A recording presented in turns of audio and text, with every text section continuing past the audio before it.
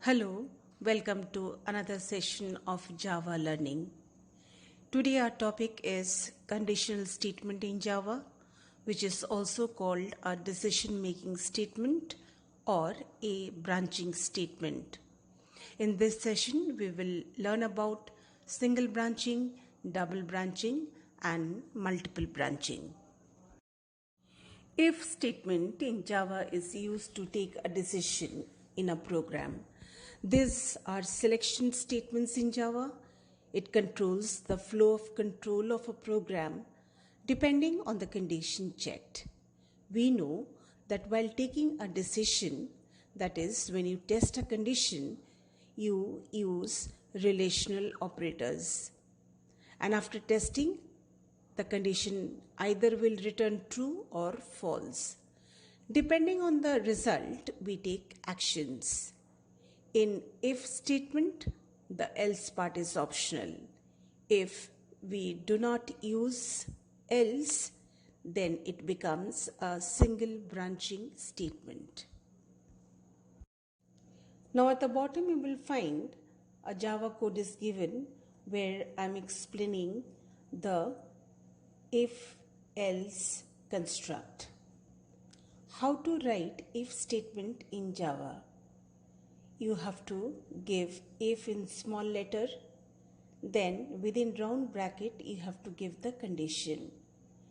Then a block will follow after if. That means if the condition is true, that block will be performed, else another block will be performed. This is the syntax. I have written here a code where computer score will be checked, and depending on the score of the computer, a message will be printed, that is whether winning a laptop, or a message will come work hard. So let us see. Suppose my computer score is 98. So after if, it will come and it will check computer score.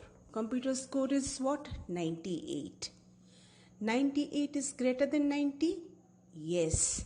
So it will enter into the block. That is within curly braces. It is written in navy blue color. It is printing what? You win a laptop. And my program will finish. It will not perform the else block. Any one of the block will be performed. In this case, the first block after if is getting executed. Take another situation. Suppose my computer score is 80. So you check computer score greater than 90. My computer score now is 80. 80 greater than 90? No. In this case, else block will be executed. What will be printed? Work hard. Now, if you are not aware of relational operators, please do have a look to my video Operators in Java. That will help you a lot. So we have seen how if statement works. Let us write a program to input an integer and check whether it is odd or even. So here is the Java editor. I have written a program. The class name is even and odd, and in the main method I have passed a parameter just to make a shortcut, because if I write scanner class or buffer reader, that will take a time. So I'm just passing parameter for entering a number, that is an integer. Whatever integer I enter is getting stored in num. Then you get into the method and you are checking num mod 2. Num mod 2, that means whatever number you pass divided by 2 will give the remainder. Is that remainder is equal to 0? If it is 0, it will print what? That number, whatever you have entered, is even. And if it is something else, I mean the remainder, if it is something else, it will print the number, and then after that it will print a colon and then is odd. So you are entering a number, dividing the number by 2, and if the remainder is 0, it is printing even, otherwise it is printing odd. This is all about the program. Now let us run the program with num value 12 first and then num value as 19. Here is the output. So here is the output with num value 12 first. 12 is even, and then I again executed the program and I gave num value 19. For 19 it is giving 19 is odd. So I hope you understood double branching. Remove the else block and see what happens. There will be no output for if you enter any number that is odd, and it will be an example of single branching. Okay, now our next topic is multi-branching. For this, we will write a program to accept a character as parameter and check whether it is a vowel or not with proper message. So, this is the program for vowel or not.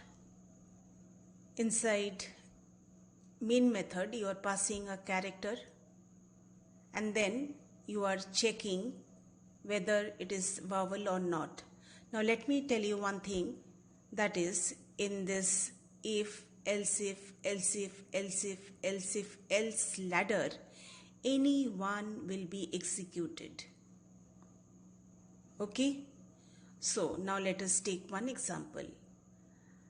Char C. When you run this main method, it will ask for a character. And I gave one character, suppose 9. Any symbol on the keyboard is a character. So this time I'm giving what? 9. Now if it's checking, is C is equal to A or A? In C what we have? 9. 9 is not matching with A or capital A. So what it will do? It will go to the next block. There also it is not matching. After that it will go to I, checking. No, it is not matching. It will go to O, checking. That is also not matching.